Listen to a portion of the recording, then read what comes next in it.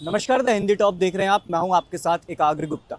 देखिए, देश भर में एसआईआर को लेकर लगातार बवाल मच रहा है। देश भर में एसआईआर प्रक्रिया जो चल रही है उसको लेकर विपक्ष लगातार चुनाव आयोग और केंद्र सरकार पर लगातार हमलावर है। वहीं बात की जाए बंगाल की, तो बंगाल में अगले साल विधानसभा चुनाव होने हैं, लेकिन उससे पहले बंगाल में एसआईआर प्रक्रिया को लेकर लगातार ममता सरकार और अन्य जो पार्टी हैं वो लगातार चुनाव आयोग और केंद्र सरकार पर लगातार सवाल उठ रहे हैं। तो देखा जाए तो अभी हाल ही में जो चुनाव आयोग ने ड्राफ्ट तैयार किया है उसमें कुल 58 लाख वोटर्स जो हैं उनके नाम कटने की पूरी जो लिस्ट ड्राफ्ट लिस्ट आई है उसमें 58 लाख जो मतदाता हैं उनके नाम काटे जा चुके हैं। उसका आपका पूरा अपडेट दे दें तो लगभग 58 लाख जो मतदाता हैं उनके नाम काटे गए हैं, जिसमें चुनाव आयोग की तरफ से बताया गया है कि लगभग 24 लाख वो मतदाता हैं जो मृत हैं।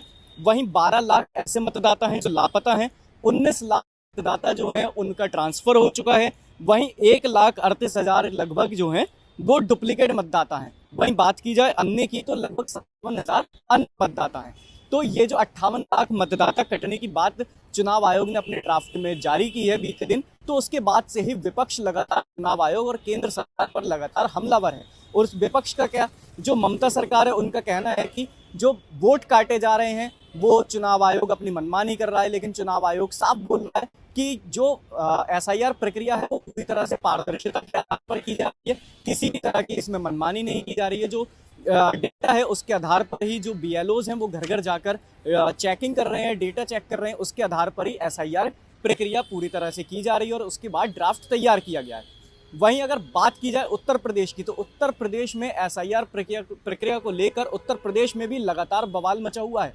अखिलेश यादव लगातार यूपी सरकार हो, केंद्र सरकार हो या फिर चुनाव आयोग हो, तीनों पर लगातार निशाना साध रहे हैं। वहीं बीते दिन उत्तर प्रदेश के मुख्यमंत्री योगी आदित्यनाथ ने कहा था कि उत्तर प्रदेश में लगभग 4 करोड़ वोटर्स कटने की संभावना है। और जो सूत्र चुनाव आयोग के थे उनकी तरफ से भी ये कहा गया था कि उत्तर प्रदेश में भी 4 करोड़ वोटर्स के काटे जाने की संभावना है। तो वहीं उत्तर प्रदेश के मुख्यमंत्री योगी आदित्यनाथ ने कल एक मंच से संबोधित करते हुए कहा कि जो 4 करोड़ वोटर्स काटे जा रहे हैं उसमें लगभग 85 से 90% वोटर्स बीजेपी के हैं।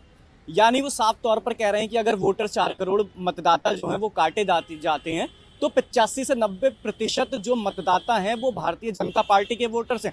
इसके बाद से अखिलेश यादव ने योगी आदित्यनाथ के इस बयान को लेकर निशाना साधा। उन्होंने कहा कि अब आने वाले विधानसभा चुनाव में बीजेपी हार रही है और हम सीख गए हैं कि बीजेपी को कैसे हराना है। वहीं अखिलेश यादव का ये भी कहना है कि अगर बीजेपी ये मान रही है कि उनको 85 से 90% जो वोटर्स हैं वो बीजेपी के हैं, तो लगभग हर विधानसभा सीट पर बीजेपी को 85,000 वोट, लगभग 85,000 वोटों का नुकसान होना है।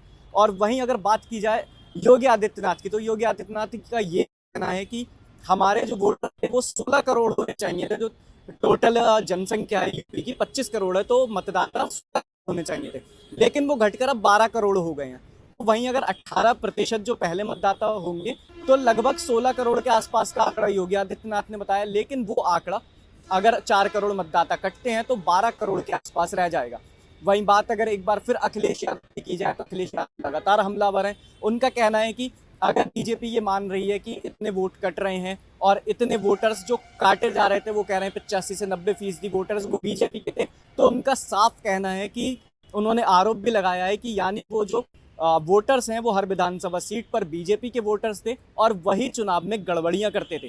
तो कुल मिलाकर जो एसआईआर प्रक्रिया है वो लगातार चल रही है। विपक्ष लगातार चुनाव आयोग हो या फिर केंद्र सरकार हो, दोनों पर हमलावर है।